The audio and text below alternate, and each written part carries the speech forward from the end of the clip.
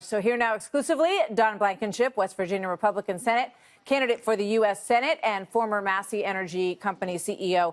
Mr. Blankenship, thank you. It's good to see you here tonight again. Good news, if it's true, that you might have picked up as much as 8 points in the polls last night in West Virginia. But you hear what is coming at you from the Weekly Standard. They say that you're another Sharon Angle, another Roy Moore, and that you could present a disaster for your party in a general election in West Virginia.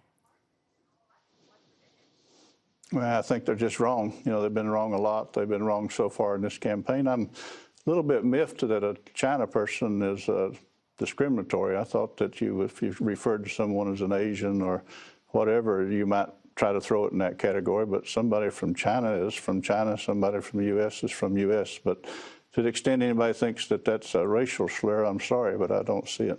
Okay, understood. What about Cocaine Mitch? Some people are, I think a lot of people would say that that's a big reach, and that it suggests something that is simply not true, and that it's such a sort of tangential association with a ship that had drugs on it, ostensibly, that is somehow related to his wife's father. You have been the subject of you've been so maligned for things that you say you didn't do and that people don't fully understand. So why would you take that tack with someone else? Well, maybe it's to make the point you just made, that I've been maligned for things I didn't do. So, but the bottom line is that, so an eye for an eye, I guess. Owns the ship. No, it's more or less that, there are things that don't go the way you want them to go. And, having cocaine on a family-owned ship certainly should be of interest, because cocaine deaths in this country keep going up. And even though that ship was, I think, headed to Europe, we still need to be aware that there are cocaine and other drugs moving on the high seas on commercial ships. And if nothing else, it should make us aware that we need to be careful when these commercial ships are docking in countries to see what's on them. And certainly the family of Elaine Chao and McConnell should be no exception to that.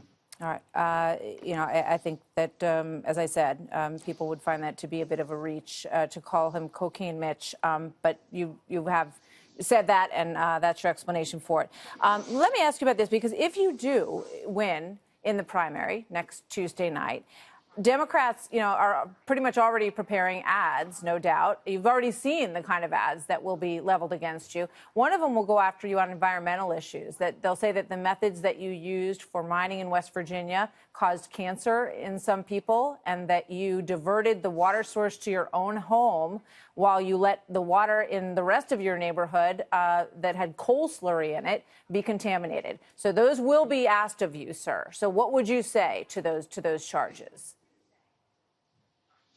Well, first of all, the house that's in the ad is not even my house, so that's a good place to start, probably. Did you provide your own water source in your neighborhood from a different well?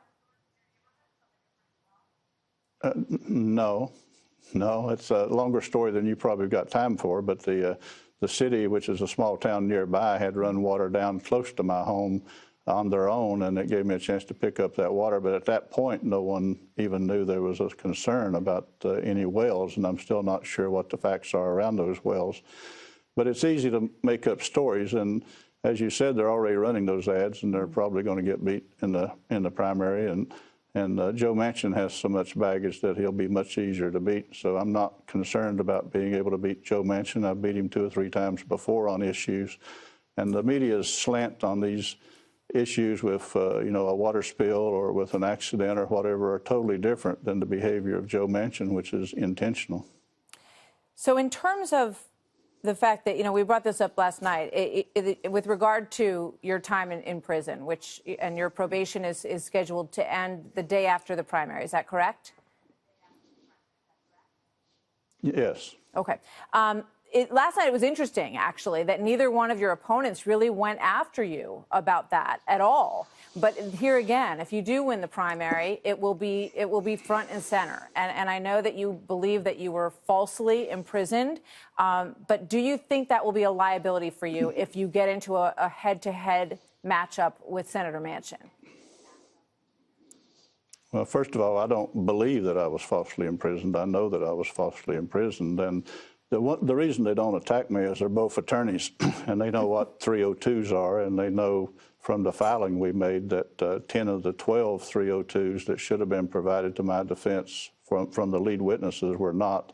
And they know that there was, in fact, 61 for your legal community out there, 302s that weren't turned over, and they know there were dozens of emails that had extremely exculpatory information. So the case will likely, or if there's any justice, will be invalidated before the general election anyway.